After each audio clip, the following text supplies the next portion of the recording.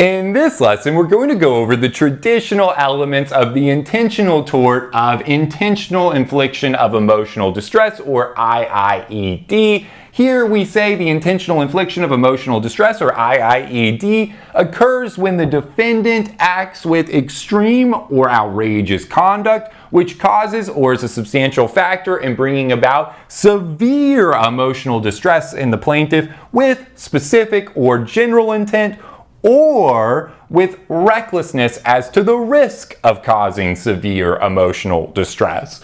So off the top, if we're thinking big picture about these elements, these traditional elements of the intentional infliction of emotional distress, we should recognize one major distinction from these elements compared to the elements we've discussed for intentional torts of battery, assault, and false imprisonment. The main intentional torts that we're going to go over and that are really commonly tested in law school in the bar exam, when we're thinking about intentional torts against the person, right? Not intentional torts against property, intentional torts against the person. The main intentional torts are going to be battery, assault, false imprisonment, and IIED. These are all of our intentional torts that involve really bringing about harm to another human being. And with our other three, battery, assault, and false imprisonment, we saw to be held liable, the defendant had to act with specific or general intent. The only way that they could be held liable, a defendant could be held liable for the intentional torts of battery, assault, and false imprisonment, were if the defendant acted with specific or general intent. Here, we see another way that a defendant could be held liable for this intentional tort. So it's still characterized as an intentional tort, but our intent requirement is modified. The defendant can act with specific or general intent and be held liable for the intentional infliction of emotional distress, just like our other intentional torts, but also the defendant could act with recklessness and still be held liable for the intentional infliction of emotional distress. Even though they didn't have specific or general intent, they can still be found liable for intentional infliction of emotional distress if they're acting with recklessness as to the risk of causing severe emotional distress. So this is a huge distinction we should keep in mind as we're talking about this tort, this intentional tort of IIED. We really want to keep in mind that it still has the prima facie element requirements. Remember in our first lesson when we talked about on intentional torts, when we talked about the essential elements, the prima facie case for almost all intentional torts, we said that there had to be a voluntary act by the defendant, intent, and causation. We still need those three essential elements. We'll see we need a voluntary act by the defendant, we need causation, and we need intent. It's just that the intent requirement is modified a little bit when we're dealing with the intentional infliction of emotional distress. So this is something we're going to want to keep in mind as we work through these elements. Okay, but with that, we can just jump into it and break this down element by element, starting with our first element. Right here we say IIED occurs when the defendant acts with extreme or outrageous conduct. So step number one to understanding how IIED works is understanding this idea of extreme and outrageous conduct. This is the thing that really delineates IIED from NIED. Later on, we're going to talk about something totally different called negligent infliction of emotional distress, right? And we'll see, and we'll talk about more distinctions when we get there, but we'll see one of the big ones is with IIED, intentional infliction of emotional distress, kind of one of the main characteristics is this idea that the defendant has to act with extreme or outrageous conduct. We need to see something pretty extreme, pretty outrageous in order to hold the defendant liable for the intentional tort of IIED. This isn't negligence, this is intentional tort territory. When we get into negligence and we think about negligent infliction of emotional distress, we'll see there's some different requirements. The defendant may not have to act with actually extreme or outrageous conduct and can still be held liable for bringing about this type of emotional distress. But here, when we're thinking about intentional infliction of emotional distress, we'll see that the defendant must act with extreme or outrageous conduct, which is a pretty high bar. We see the third restatement of torts, section 46, comment D, defines extreme or outrageous conduct as behavior which is beyond the bounds of human decency, such that it would be regarded as intolerable in a civilized community. So pretty high bar, intolerable in a civilized community. This is going to be beyond mere rudeness or offensiveness, your basic insults.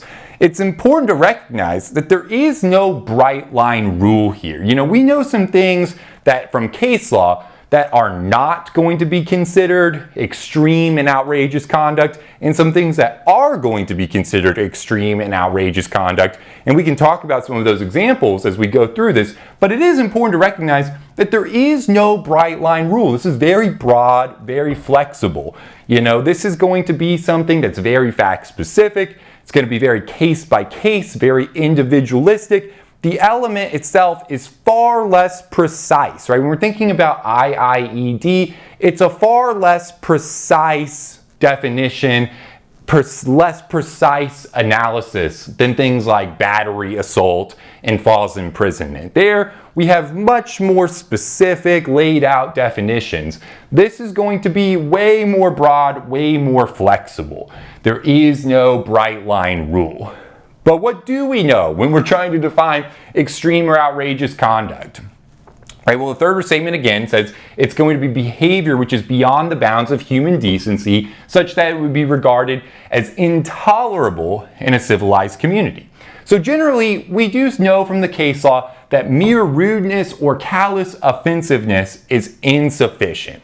So words alone, this is kind of similar to assault. Remember we were talking about assault and we said words alone generally don't constitute assault. Those words, that language generally has to be accompanied by some sort of overt act, usually some show of force. We need something with the words to make it an assault. It's a similar idea here in most cases. We'll see sometimes it's possible words by themselves could, in limited situations, be IIED, but generally, most of the time, rudeness or offensive insults are insufficient.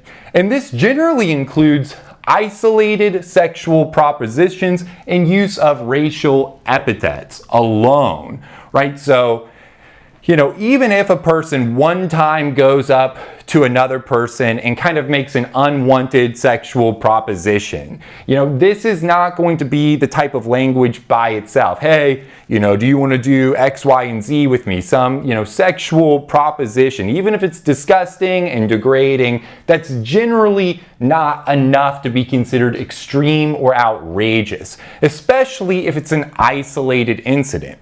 Now, what we'll see with these things, if a pattern emerges, the more something kind of goes on, the more it can kind of start to become potentially extreme or outrageous conduct. If somebody says, hey, no, I don't like that, I want you to stop what you're doing, and somebody keeps doing it, this pattern of abusive conduct could get to the point where a court will say, okay, now it's starting to get extreme or outrageous.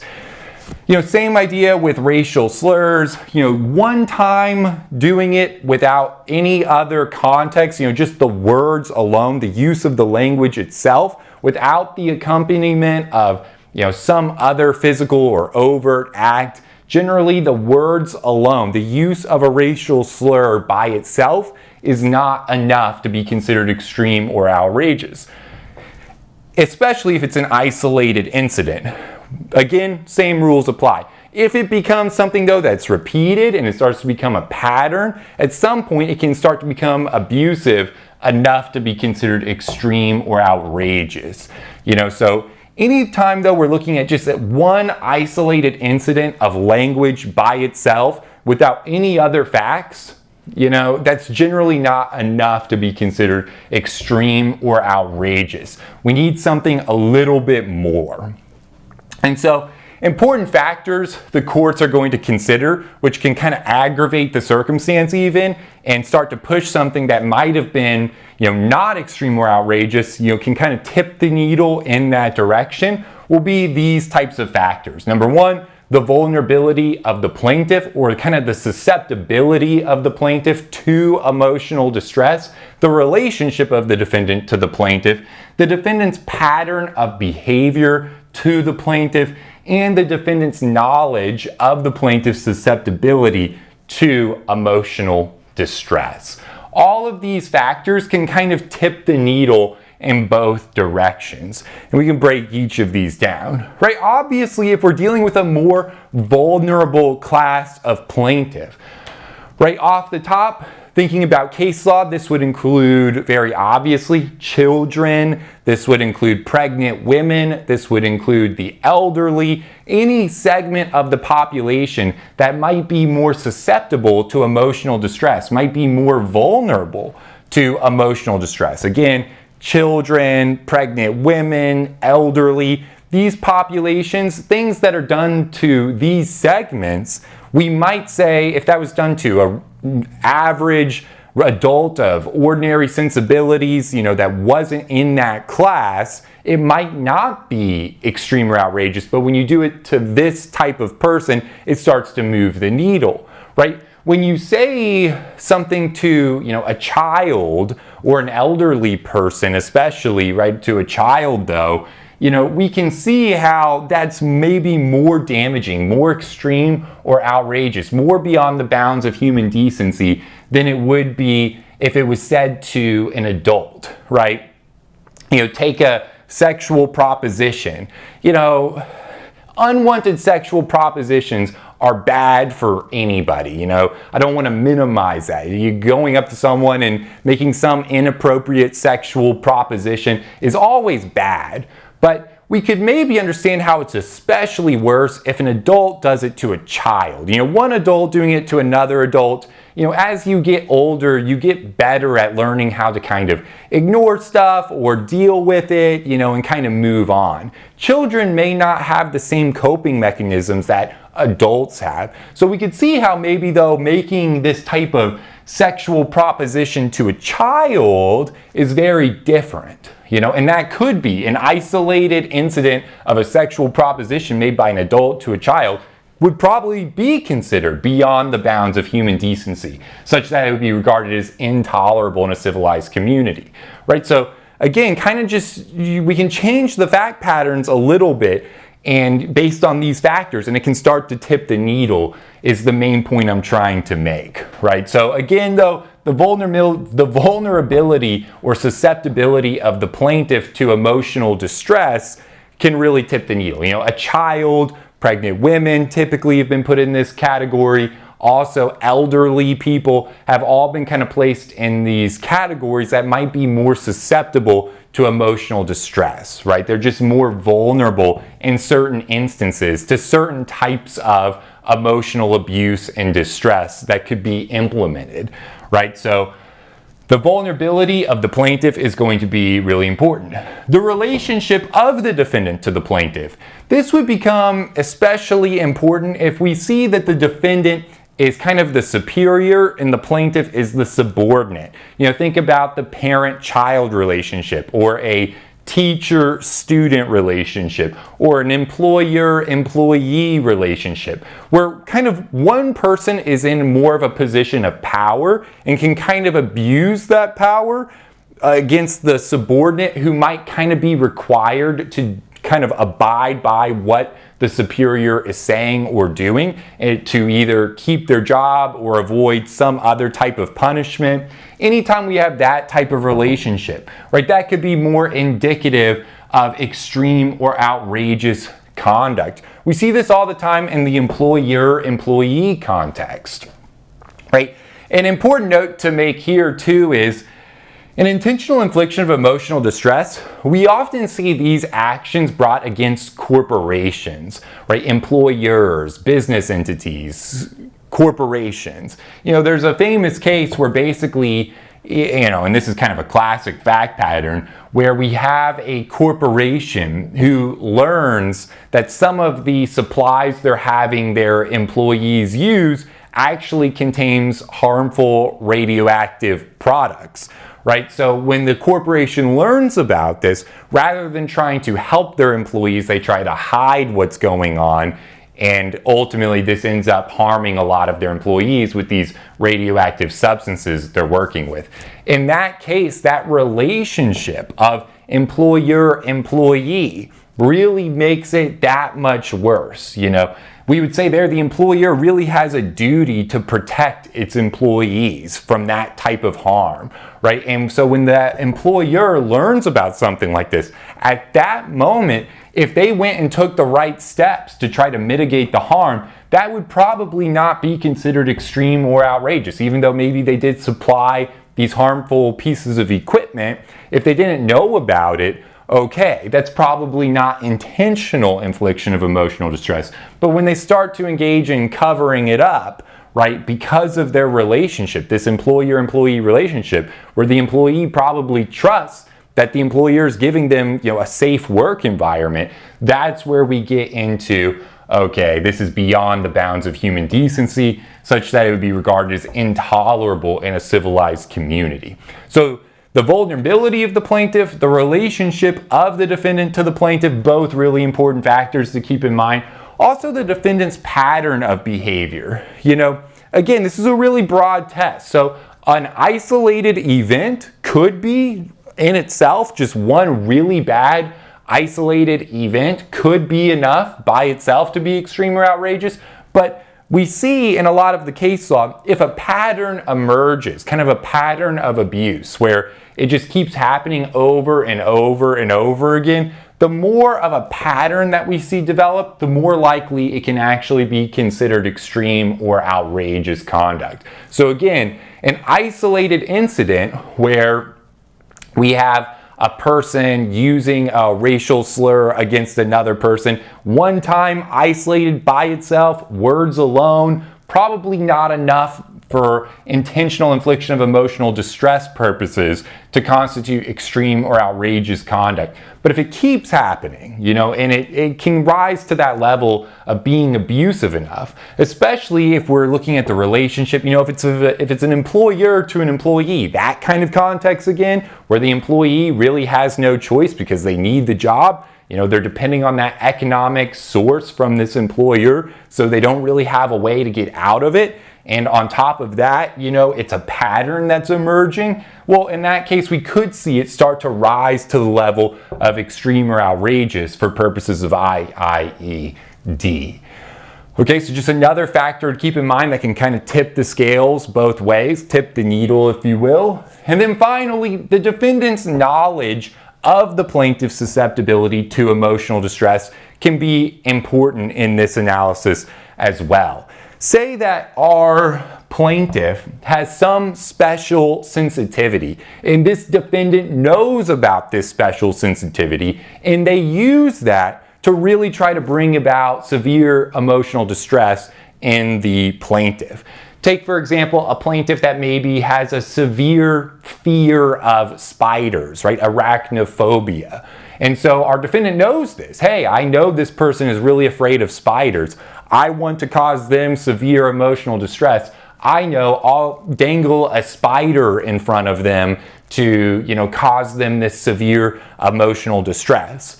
Probably to average people of ordinary sensibilities, if someone dangled a spider in front of me, I'd be like, that's pretty gross, but, I'm not going to have severe mental distress over it, severe emotional distress. And probably most people are kind of like that, aren't going to have severe arachnophobia and be too horrified of a little spider, dangling from someone. Thank you so much for watching this video preview of our Legal Education Accelerator Program, or LEAP, for short. If you would like to see the conclusion of this video and gain full access to our entire 1L and 2L video library, integrated outlines, streamable audio versions, additional practice exams with explanations, and much more, we invite you to head over to our website and join the thousands of law students who have already enrolled. To get started with your no-risk free trial today, simply click the link in the description box below or visit www.studicata.com/leap.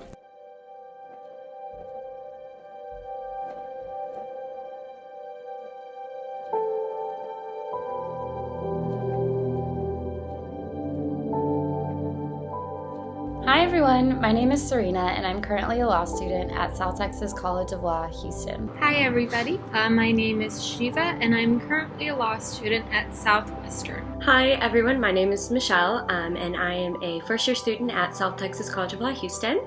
I used the Studicata study video series last semester to help me prepare mostly for contracts, and I actually made an A+ in contracts last semester, which I greatly dedicate to the Studicata videos. By using Studicata to help me prepare for my final exam, I was able to score the highest grade out of my class on the final and even have my essay distributed as the model answer. Not to mention I had done quite poorly on the midterm and was struggling throughout the whole course of the semester, understanding the material and keeping up with lectures. Because of the Studicata video lectures, I was able to go into my exams with a feeling of confidence.